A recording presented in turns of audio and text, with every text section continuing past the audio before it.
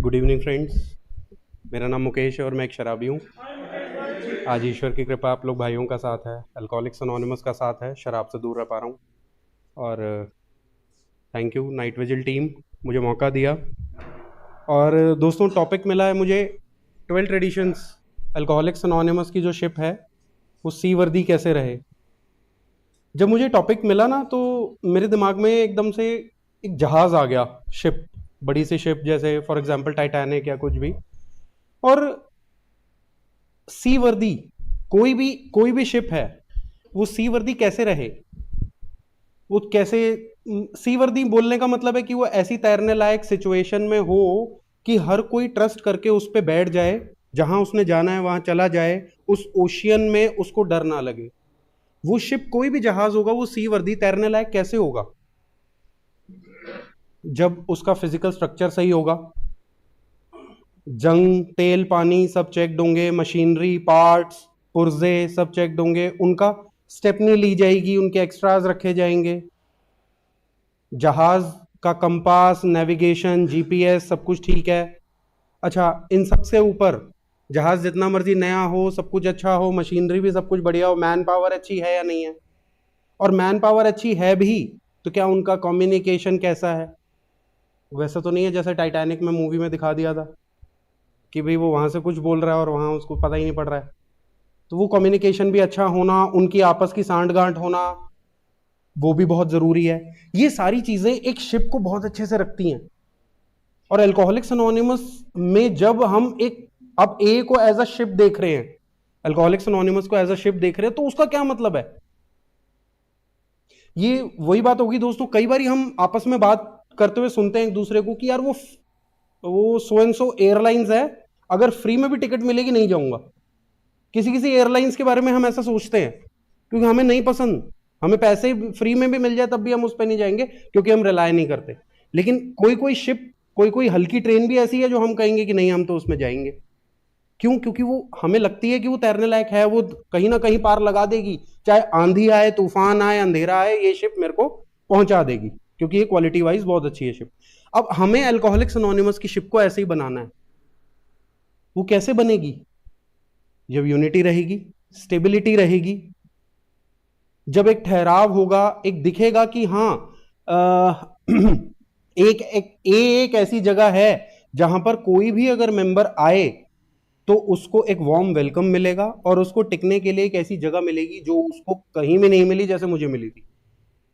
अब इस चीज को मुहैया कराने में, इस सोसाइटी में, इस वर्ल्ड में ए को हम एक ऐसी शिप बनाएं जो कि तैरने लायक हो। तैरने लायक बोले तो कि ए पूरी दुनिया में बहुत अच्छे से चलता रहे, दुनिया के ओशियन के कोनों कोनों में हो, कोई भी डूबता हुआ हो पकड़े और आ जा भैया।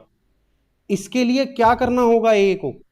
उस समय कुछ भी ऐसा नहीं था और हमारी फेलोशिप ही इतनी, हम तो डर रहे थे। फर्स्ट एडिशन की बिग बुक में लिखा हुआ है कि we are only too few, और हमें तो अभी बढ़ना भी नहीं चाहिए, हमें आगे अभी ज्यादा आगे मैसेज भी नहीं देना चाहिए। शुरुआत में तो इतना डर रहे थे, लेकिन कुछ चीजें ऐसी हुई, रॉकफेलर का डिनर हुआ, Saturday evening post, liberty magazine, तीन चार चीजें हैं, फटाफट कर लेते हैं।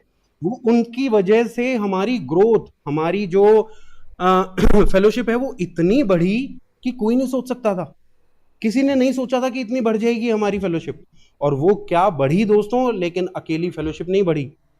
ए ग्रो नहीं हुआ, लेकिन ए में लड़ाइयां भी बहुत हुई। छोटी छोटी चीजों पर जो नए नए बने ग्रुप्स थे वो टूट रहे थे। कोई काले गोरे पर झगड़ रहा था, कोई पैसे पर झगड़ रहा था, कोई किसी, क्योंकि सब लोग नए थे, किसी को बहुत ज्यादा कुछ पता नहीं था और ये ट्रेडिशंस का नामो निशान नहीं था। उस समय अल्कोहलिक्स अनोनिमस को जिंदा कैसे रखा जाए और तैरने लायक कैसे रखा जाए कि वो एक ऐसा जहाज बने कि तैरे भी सही और किसी और को भी बिठाए और ढंग से बिठाए, चाहे आंधी आए चाहे तूफान आए।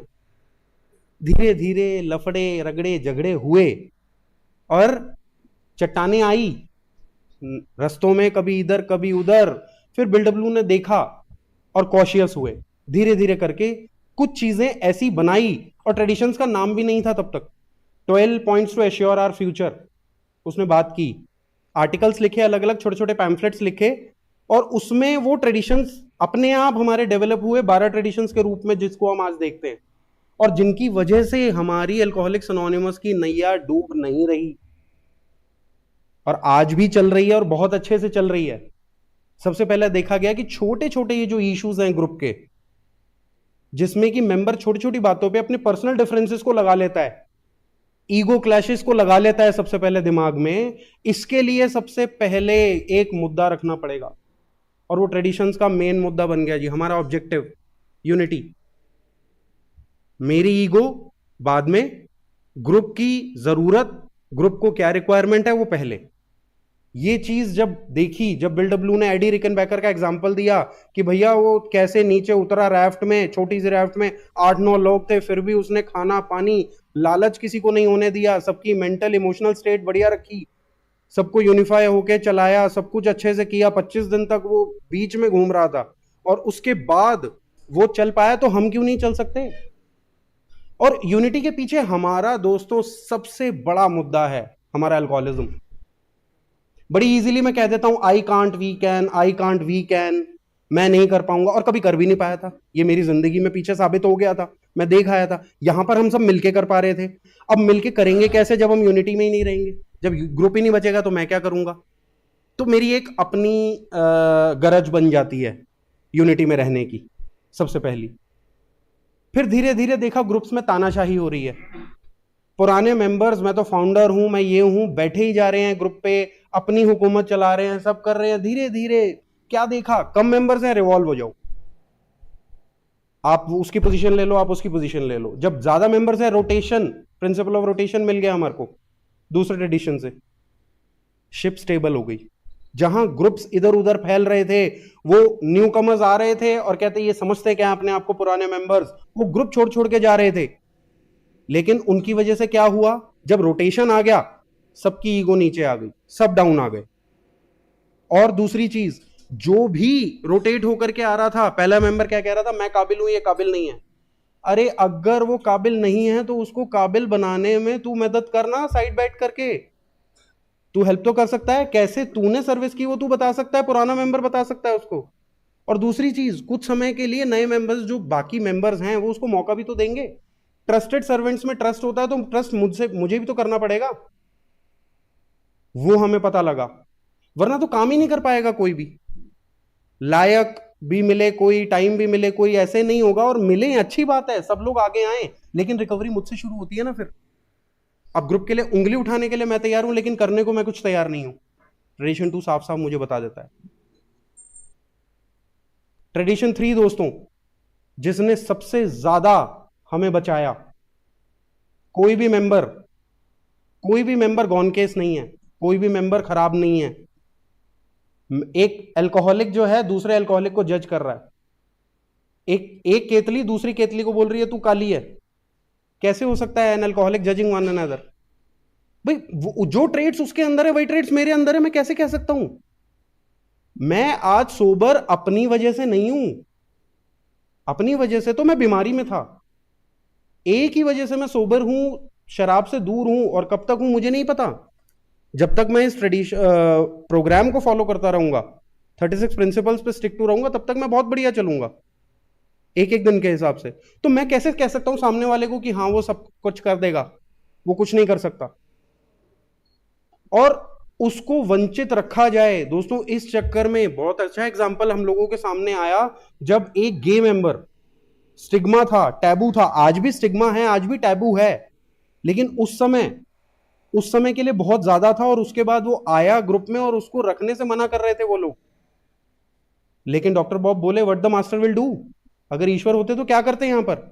रखा गया। और उस मेंबर ने इतनी हेल्प करी है कॉन्सेप्ट्स के लिए, उस मेंबर ने कॉन्फ्रेंस के लिए इतनी हेल्प करी, और जितने गे ग्रुप्स जो अलग से स्पेशल इंटरेस्ट ग्रुप्स खुले उसमें इतनी हेल्प करी उसने। कैसे हुआ? अगर वो होता तो दोस्तों ये तो वही बात होगी कि एक शिप है लेकिन उसमें टिकट नहीं देंगे, तो वो शिप ओशियन में जाएगी ही क्यों? जो पैसेंजर्स को बिठाएगी ही नहीं, वो पैसेंजर्स को बिठाना नहीं चाहती है वो शिप, तो वो हर एक को वंचित कर देगी। तो वो शिप का फायदा ही क्या है जाने का? शिप तो तब कामयाब है जब ज्यादा से ज्यादा लोग उसमें आए और सबको जाने का मौका मिले जहां उनको अपने डेस्टिनेशन पर पहुंचना है। और ए ने वही किया जिस वजह से वो शिप काम आई, वरना उस शिप का कोई फायदा नहीं है। ऑटोनॉमी, ग्रुप जो मर्जी करे, नहीं, देखना पड़ेगा कि शिप कहीं टकरा तो नहीं रही है, कोई चट्टान तो नहीं पड़ गई है आगे। अगर चट्टान पड़ी है तो हमें वहां से रिफ्रेन करना है। ये भी बिल डब्ल्यू साहब ने देखा, क्लब खोल रहे थे वो, नीचे दारू पिलाएंगे, ऊपर उतारेंगे, उसके ऊपर समझाएंगे, पैसे देंगे, स्पिरिचुअलिटी सिखाएंगे। सब क्या हो रहा था? ए का नाम खराब हो रहा था। लोग कह रहे थे ए है क्या? शराबीपन को समझाने वाली है ए, या पैसे दिलाने वाली, जॉब दिलाने वाली है ए, पिलाने वाली है क्या चीज? अल्कोहलिक्स अनोनिमस किस चीज की संस्था है? नहीं समझ आ रहा था। लेकिन उन चीजों ने हमें बताया कि हमें ये सब नहीं करना। क्यों? क्योंकि वरना हमारी नैया डूब जाएगी। और अगर ये सब नहीं करेंगे, बड़े से बड़ा तूफान आ जाए, हम नहीं डूबेंगे, हमारे साथ कुछ नहीं होने वाला। पांचवा ट्रेडिशन दोस्तों, जीरो सेंट्रल एस्पेक्ट है हमारा। जो दोस्तों मेरे पास क्या है, क्या लेकर के आया था मैं अल्कोहलिक्स अनोनिमस में? मैं बीमारी लेकर के आया था, अपनी सफरिंग, अपनी पेन लेकर के आया था। वही दूं मैं। बिल डब्ल्यू लगे रहे, आओ तुम्हारी स्पिरिचुअल अवेकनिंग कराता हूं। 6 महीने लगे रहे, कोई नहीं मिला। डॉक्टर सिल्कवर्थ ने समझाया, अपनी बीमारी का एस्पेक्ट बता, लाइफ स्टोरी, डिजीज, कैसे तू ठीक हुआ, बस वो बता। स्पिरिचुअल एस्पेक्ट मत बता, हिल टॉप से बात मत कर, टीचिंग प्रीचिंग मत कर। सब कुछ ठीक हो गया। डॉक्टर बॉब को अपनी कहानी बताई और एक डॉक्टर को बीमारी के बारे में समझा दिया, अपनी समस्या बताई, अपनी सफरिंग बताई, अपनी पेन बताई, और कैसे रिकवर हुए, बस वो बताया, और कुछ नहीं बताया। अल्कोहलिक्स अनोनिमस में हम यही करते हैं। हम सुधर गए, अब तो हम पॉलिटिक्स भी ज्वाइन कर देंगे, अब तो हम शराब भी बैन करवा देंगे, अब तो हम शराबियों के लिए अलग लॉज लगवाएंगे, क्योंकि ये इमोशनल फूल लोग हैं, इनके लिए जो है लॉज अलग होने चाहिए, स्लेवरी खत्म होनी चाहिए, विमेन्स को ये मिलना चाहिए, वोटिंग ऐसे होनी चाहिए, सब सब कर देंगे हम लोग सही। हॉस्पिटल्स में तानाशाही हो रही है, हॉस्पिटल्स वाले पैसे ज्यादा मांग रहे हैं, अल्कोहलिक को रखते नहीं है, हम ये सब भी ठीक कर देंगे। क्या हम ये सब कर सकते हैं? नहीं दोस्तों। हम expert as a citizen, as a member of this India, जिस भी जगह पे आप रहते हो उसमें आप जो भी कर सकते हो, but as an a member में क्या कर सकता हूं? मेरे पास बीमारी है, और बीमारी से मैं ईश्वर की रजा में रहते हुए कैसे ठीक हूं, उसकी रिकवरी है मेरे पास। वो बीमारी जो मुझे पता है, जो मेरे अंदर है, और उस बीमारी से ठीक मैं कैसे हुआ, मैं वो जब देता हूं, तो अल्कोहलिक्स अनोनिमस में मेंबर जुड़ जाता है। मैं भी खुद ऐसे ही जुड़ा। उसके बाद इस प्राइमरी पर्पस को जो बिल डब्ल्यू ने बोला कि हमारी शिप अगर चलेगी तो इसी पर्पस के लिए चलेगी, मतलब हमारा गंतव्य स्थान यही है कि इस मैसेज को आगे कैसे पहुंचाना है। इसी मैसेज को, सिर्फ रिकवरी, पेन, कैसे पेन आई थी और अब कैसे रिकवरी में। अब इसके आने वाले खतरे भी बहुत हैं, बहुत सारी ऐसी चट्टानें हैं दोस्तों जो इसको खराब कर सकती हैं। आज यहां पर ये कन्वेंशन, ये नाइट विजिल हो रही है, इसमें प्लेस का नाम है इंदिरा हॉलिडे होम, लेकिन कहीं भी यहां पर हम इंदिरा हॉलिडे होम का जिक्र नहीं कर रहे हैं। हमने वो जगह रेंट पर ली होगी यहां पर नाइट विजिल सेवक्स ने, और उसके अलावा उनका कोई योगदान नहीं है। हम लोग जुड़ते नहीं है किसी के साथ। क्यों? अगर हम किसी से जुड़ेंगे तो वो, उनका इन्फ्लुएंस हमारे ऊपर और हमारा इन्फ्लुएंस उनके ऊपर हो सकता है। कब चीजों की खिचड़ी पकेगी, कब क्या होगा पता नहीं। नाम नहीं देना, जुड़ना नहीं है किसी के साथ। ये चीजें मेरी शिप को मेरे मेन मुद्दे पर, मेरे प्राइमरी पर्पस पे, मेरी सेंट्रल पॉइंट पे मुझे रखेगी। सातवीं ट्रेडिशन में, जहां हम नाम नहीं दे रहे, यहां हम कोई भी चीज ले नहीं रहे, ना नाम ले रहे हैं आगे से, ना पैसा ले रहे हैं आगे से, कहीं से भी। किसी की विल में जो मर्जी लिखा हो, अल्कोहलिक्स अनोनिमस नहीं लेगा। जितना भी लेगा वो गाइडलाइंस में लिखा हुआ है, क्या लेगा और कैसे लेगा। मेंबर से लेगा, मेंबर मर गया तो क्या होगा, हर एक चीज का सिचुएशन है, अभी यहां डिटेलिंग में नहीं जाएंगे हम लोग। तो पांचवें ट्रेडिशन को, हमारे प्राइमरी पर्पस को अगर कोई पूरा करेगा तो वो पैसा चाहिए उसके लिए, और आठवां ट्रेडिशन चाहिए दोस्तों ह्यूमन रिसोर्स। आदमी कहां से आएंगे? Man power. और उन मैन पावर में पैसा देकर के मैन पावर कौन सी लेनी है, और विदाउट प्रोफेशनल जो 12 स्टेप कॉल्स है हमारी, वो हेल्प कैसे लेनी है, वो काम कैसे करवाना है, कौन से काम जो है प्रोफेशनली करने हैं, कौन से काम नॉन प्रोफेशनली करने हैं, वो हमारा आठवां ट्रेडिशन बता देता है। तो पांचवें पर आने वाली सारी समस्याएं जो नैया को डुबो देगी, वो छठा ट्रेडिशन है। सातवां ट्रेडिशन भी है अगर हम बाहरी मदद लेते हैं तो। क्यों? क्योंकि जो पैसे देगा नाच वही नचाएगा। डीजे पे जाओ, पैसा दो, गाना अपना बजवाओ। होटल में जाओ, सिंगर बैठा होता है, उसको पैसे दो, पर्ची दो, साथ में गाने आपके बजते हैं। तो वो चीज हमने नहीं करनी, क्योंकि हमने कोई इन्फ्लुएंस नहीं लेना। कभी भी एक शिप में दो कैप्टन नहीं होते दोस्तों, कैप्टन एक ही होता है, उसके नीचे जितने भी उसके सारे पायलट्स या जो भी होते हैं मुझे नहीं पता, लेकिन कैप्टन हमेशा एक ही रहता है। दो कैप्टन चलाएंगे, वो लेफ्ट डालेगा वो राइट डालेगा, कहां जाएगी शिप? नोवा ट्रेडिशन दोस्तों, कौन सी चीजें ऑर्गेनाइज होनी है, कौन सी चीजें ऑर्गेनाइज नहीं होनी, चिकन खाने वाला कौन सा है और चिकन पहनने वाला कौन सा है, दोनों में फर्क करना पड़ेगा मुझे। किस कौन सी चीजें किस राह पर कैसे लेके जानी है वो बखूबी हमें पता है, हम करें ना करें हमें अंदर में पता होता है, और हमें इंफॉर्मेशन की थोड़ी बहुत जरूरत है, बहुत ज्यादा चीजें नहीं है ये करने की, और बहुत ज्यादा टाइम भी नहीं लगता इन सब चीजों में। शिप बहुत बढ़िया स्टेबिलिटी के साथ चलेगी। 10वां ट्रेडिशन मोस्ट इंपॉर्टेंट, कोई आउटसाइड चीज, ईरान ने किसके अगवाड़े में किसके पिछवाड़े में क्या डाला है, यूएस ने क्या किया है, मुझे नहीं मतलब, एज एन ए मेंबर मुझे नहीं मतलब। हरा कितना है कौन सा एरिया इंडिया का और केसरी कितना है मुझे नहीं पता, डिलिमिटेशन क्या होगा कैसे होगा, ये गलत हो गया वो गलत हो गया। हाँ, मेरे एज एन इंडियन सिटीजन मुझे बोलने की आजादी है, मुझे मेरा रिपब्लिक बोलता है, मेरे को डेमोक्रेसी है मेरे पास, लेकिन एज एन ए मेंबर क्या है, एज एन ए मेंबर दोस्तों मुझे डिवीजन से बचना होगा, मुझे डिस्ट्रैक्शन से बचना होगा। ये छोटी छोटी चीजें पता है क्या करती हैं, बाद में हमारी रिकवरी में आ जाती हैं, बिकॉज हम हर चीज में ना घुस के फिर बात करते हैं, फिर हम मीटिंग में फिर हम स्पॉन्सर के लिए भी बायस्ड हो जाते हैं, जब हम कोई मुद्दा उसके मुंह से ऐसा सुन लेते हैं तो फिर हम उस चीज को ना कि मुझे तो इस स्पॉन्सर से 12 कदम लेने हैं, इससे मुझे अल्कोहलिज्म लेना है, मुझे इसका क्या मतलब कि मोदी गांधी कर रहा है, मुझे क्या मतलब है, वहां नहीं रुकता या मेरी चीज, मेरी जो वो इन्वेंट्री लेने की आदत है, मेरी जजमेंट पास करने की जो आदत है वो बहुत गहरी जाती है।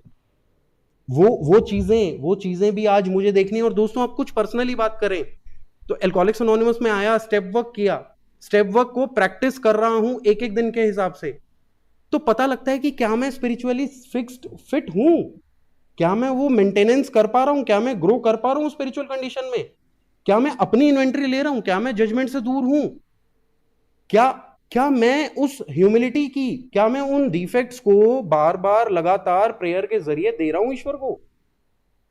जब 10वां कदम मेरे को मेरी इन्वेंट्री लेने पर मजबूर करता है, 11वां कदम मेरे को मजबूर करता है कि मैं उसको मेंटेनेंस ग्रो कैसे करूं अपनी सोब्राइटी को, रिकवरी को, तब मुझे पता लगता है कि एक्चुअली मैं हूं क्या चीज।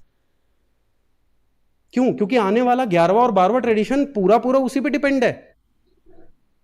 जितना अच्छा मेरा 10वां 11वां 12वां होगा मेरा खुद का, उतने अच्छे से मैं 11th एंड 12th ट्रेडिशन को फॉलो कर पाऊंगा, वरना कुछ नहीं होना, कुछ भी नहीं होना। वरना मुझे अपना अवलोकन खुद का करना पड़ेगा, तब जाकर के मैं पर्सनल एनोनिमिटी में जा पाऊंगा, वरना तो मैं 11वें ट्रेडिशन के पीछे छुप जाऊंगा, बड़ी अच्छी अपनी फोटो डालूंगा, बड़ा अच्छा लग रहा है स्टेज पर मैं ऐसे बोल रहा हूं और आप लोग सुन रहे हैं मुझे, ये सब चीजें मैं करूंगा, अपने परिवार में दिखाऊंगा, इधर उधर दिखाऊंगा, सब कुछ करूंगा। वो पर्सनल एनोनिमिटी क्या मुझे रखनी है? मेरी तो ईगो बूस्ट हो जाएगी, पैम्पर हो जाएगी बड़ी इजीली, मेरा सेल्फिशनेस, सेल्फ सेंटर्डनेस, जो मेरे अंदर ट्रेट्स हैं ग्रैंडियोसिटी के, वो क्या फूलेंगे। वो चीजें मुझे ध्यान रखनी है दोस्तों। वो रियल ह्यूमिलिटी, पहली ह्यूमिलिटी शराब की वजह से आती है, बंदा हम्बल होता है कैसे? शराब के थ्रू, लेकिन उसको वो quality of willingness, quality of humility develop करनी पड़ेगी। अगर उसको पीस ऑफ माइंड, सेरेनिटी, अभी है time, peace of mind, serenity, वो चाहिए उसको, हैप्पीनेस, क्योंकि शराब से दूर रहना और शराब से दूर खुश रहना, एक ऐसा सेरीन जीवन जीना जो आज तक कभी पता ही नहीं था। वो सेरेनिटी का टेस्ट दोस्तों, वो सेरेनिटी का टेस्ट ऐसा होता है जो बार बार मैं चाहता हूं आज मिले मुझे। वो चीज होना मेरे लिए बहुत जरूरी है। उसके लिए वो लेवल ऑफ, बिल डब्ल्यू साहब लिखते हैं, क्वालिटी ऑफ ह्यूमिलिटी बढ़ाओ अपनी। वो ह्यूमिलिटी काफी नहीं है जो आपको लग रहा है कि आपके अंदर आ गई है, आपको वो क्वालिटी ऑफ ह्यूमिलिटी बढ़ानी पड़ेगी, और फिर जो ह्यूमिलिटी वो आपको देगी ना, वो काम आएगी। पर्सनल एनोनिमिटी में रखूंगा, तब मुझे लाइमलाइट नहीं चाहिए।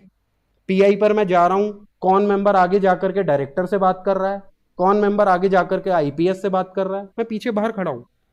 जब मुझे बोलने का मौका मिलेगा, चाहे वो 5 मिनट मिले, चाहे मुझे कार्ड्स बांटने का मौका मिले, मैं पर्सनल एनोनिमिटी रखते हुए वो करूंगा। कैसे करना है कैसे नहीं करना है वो जब तक समझ नहीं आएगा, जब तक मेरा स्टेप वर्क हर एक दिन के हिसाब से प्रैक्टिस नहीं होगा दोस्तों। एनोनिमिटी दोस्तों, इन अ नटशेल एनोनिमिटी फाउंडेशन है। जैसे स्टेप वर्क करते समय हमें क्या बोलते हैं? Powerlessness, alcoholism, hopelessness. फाउंडेशन में घुसा ले भैया, अपना पुराना याद कर ले, don't forget your last drink, वो सब हम डाल देते हैं ना अपनी नींव में कि पक्का कर ले अपना एक पहला कदम। वैसे ही ट्रेडिशंस के लिए अगर अल्कोहलिक्स एनोनिमस की शिप चाहिए कि बहुत अच्छे से एफिशिएंट होकर के स्पीड बढ़ा करके चलती रहे, आंधी आ रही है, तूफान आ रहे, शिप हिल भी नहीं रही है, शिप में एक ऐसी स्टेबिलिटी आ गई है, वैसा अगर चाहिए तो उसके लिए फाउंडेशन में एनोनिमिटी को बसाना पड़ेगा। और वो एनोनिमिटी कैसे आएगी?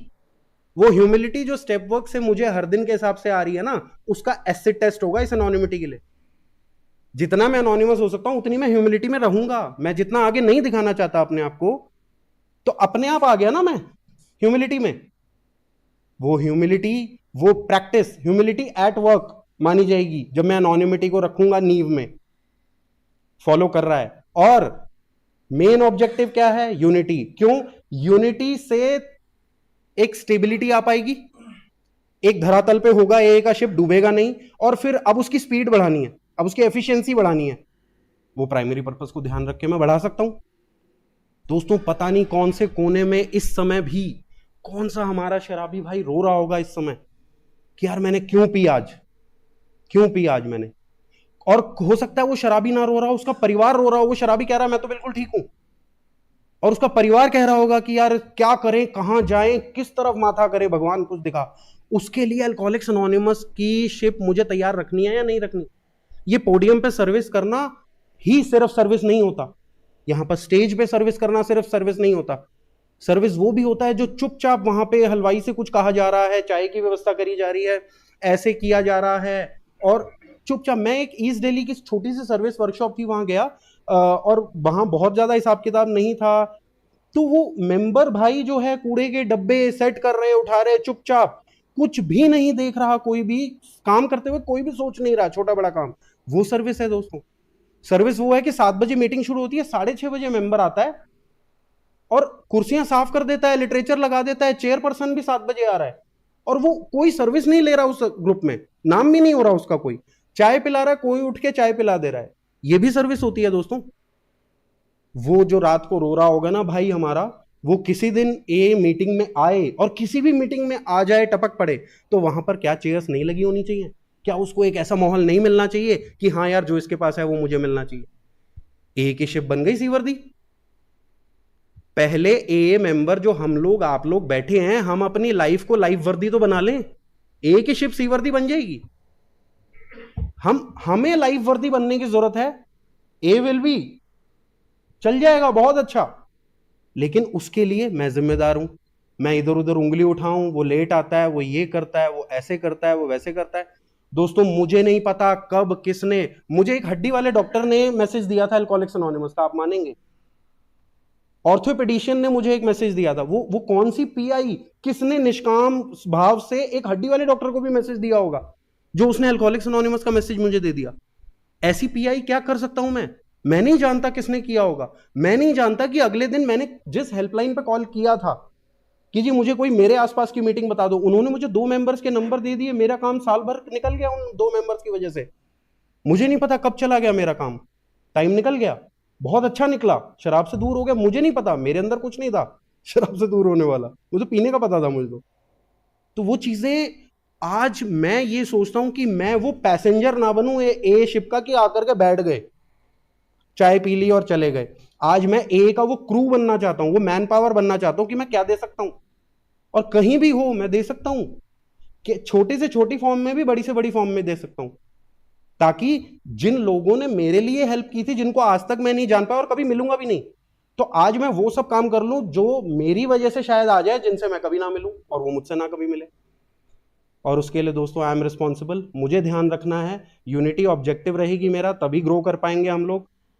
प्राइमरी पर्पस और फाउंडेशन में एनोनिमिटी, इसके अलावा ट्रेडिशंस कुछ नहीं बोल रहे आपसे करने को।